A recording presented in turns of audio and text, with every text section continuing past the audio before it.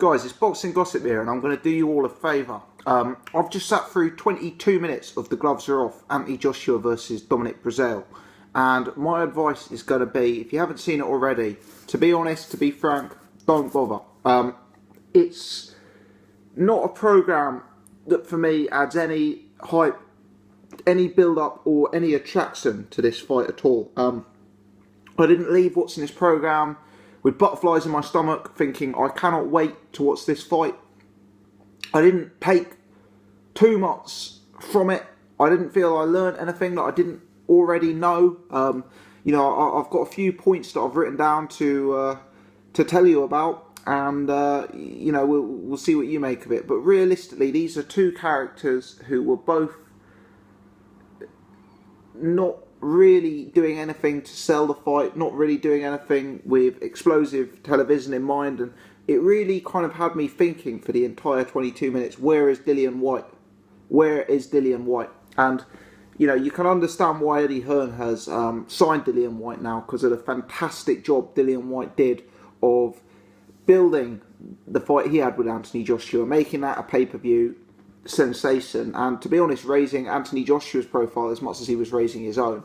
And you know, Dillian Whyte, Dillian Whyte versus Derek Chisora, Dillian Whyte versus Dave Allen, Dillian Whyte versus David Price, they would be more entertaining Gloves Are Off than this. But anyway, Anthony Joshua really offers nothing in the whole 22 minutes of programming. He spends the first 10-15 minutes simply advising Dominic Breazeale, don't be worried about the crowd.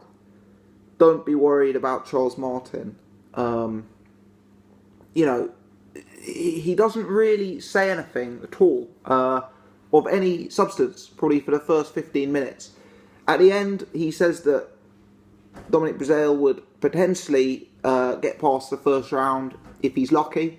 And that's the kind of soundbite that Sky seemed to have taken from this for their advertisement. But really, I've got to say, Joshua, he's a very entertaining fighter to watch, and he's an interesting guy to see in the ring. But I've got to say, outside of the ring, he lacks the ability to talk and to sell a fight that a Tyson Fury or a Dillian Whyte has. And you know, maybe that's because he's already doing 500,000 pay-per-views fighting Dillian Whytes and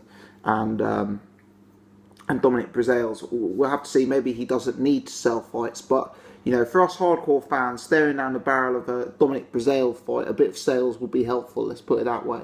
Dominic Breazeale, you know, in his own way, he's trying to sell the fight, but, you know, he's saying things which are, to be honest, almost turning the hardcore fans further off this fight. You know, he makes numerous references to his American football background and to how late he came to boxing. You know, which is further examples, to be honest, of why he's not an opponent I'm excited to see. You know, if I was Sky and Matchroom, I'd be wanting to hide the American football background. You know, whereas Breazeale's making numerous references to this, and you know, you can see Johnny Nelson trying to stir it up in like the vague hope that there's going to be some fireworks or some soundbite or some clip or some moment that they can make into a sellable advertisement for this. You know, so you got Johnny Nelson trying to stir things up, asking, is Anthony Joshua fake? Is Anthony Joshua manufactured? But, you know, Dominic Breazeale just seems content to sit back and talk about his football career and how he used to be a quarterback. Later on in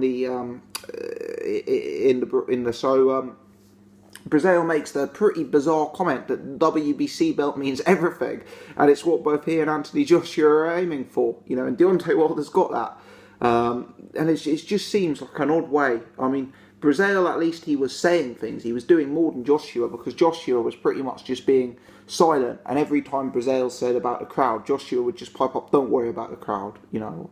Every time Breazeale said anything, Joshua would just go, don't worry about this. But, you know, if you look at Breazeale, he was trying to sell it, but in his own way, his sales was putting me off the fight, you know. Him saying that the WBC belt means everything. So what's this that the guys are fighting for then? Just some irrelevant belt. And, you know, him constantly reminding us how he was a footballer.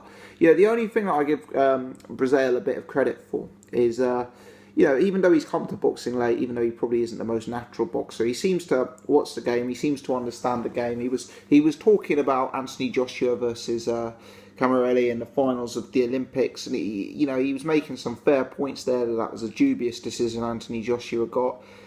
He was also, saying that he wasn't going to leave it in the hands of the judges. He couldn't necessarily come to try and outbox Anthony Joshua, and he's got to knock him out. And again, I think that's a fair point. Certainly, I don't think Breazeale's got too much chance of outpointing Britain's sweetheart on an Eddie Hearn card. So I think he's going to have to knock him out. And, Breazeale's strategy, I think he predicted a 7th round knockout. To be fair, is actually what I'd be looking to do. If I was Dominic Breazeale, that's the kind of round I'd be actually looking to pounce. You wouldn't want to get involved in a firefight early. You'd want to kind of stay out of Joshua's way the first round or two, where he is, a force to be reckoned with in the first round or two. And what you'd have to test Joshua on is his stamina, because the only time he's gone beyond 3 or 4 rounds against Dillian Whyte, his stamina seemed very much in question. So, I guess Dominic Breazeale's making some fair points about the Olympic final and about the not leaving it in the hands of the judges. And at least I suppose he's given an indication that whilst he's come to boxing late, he's got an understanding of the game and that sort of thing. But realistically, he's not an opponent who interests me. That's largely because I've seen a lot of Dominic Breazeale fights, and Breazeale was the guy I said would be the least attractive opponent to me, because I just don't think he's any test at all for Anthony Joshua. And I think what's difficult is when you've got an opponent who's, for me, as unattractive as Dominic Breazeale, and then you've got a guy like Anthony Joshua who really is offering very, very little in terms of the way he's talking about the fight. It's slightly frustrating in that sense. And, Dominic Breazeale going on about his football background and how the WBC belt means everything only kind of heightened my sense that it was a bit bizarre watching. Johnny Nelson tried. You could see him on numerous occasions trying to get some heat and to create a more tense environment, but ultimately Nelson's attempts failed. And you see him kind of struggling to actually fill the time. I think he asked Dominic Breazeale, tell us how the fight's going to go, and Dominic says that he's going to win the fight by 7th round knockout. And then I think Nelson turns to him again straight away and goes, and what's your prediction for the fight?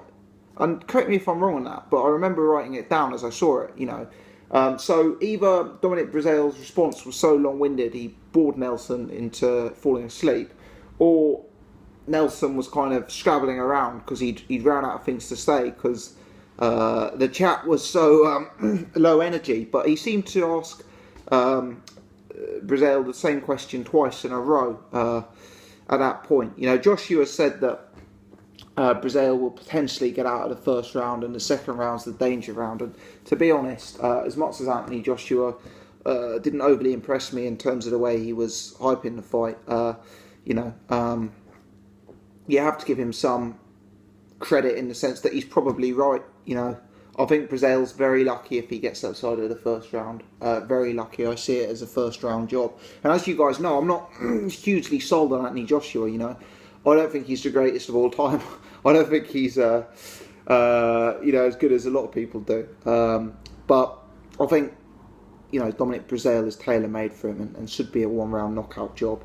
If you want one moment of comedy, there's Dominic Breazeale saying that he certainly rates Joshua a lot higher than Tyson Fury, and that Dominic Breazeale could beat Tyson Fury with one hand tied behind his back.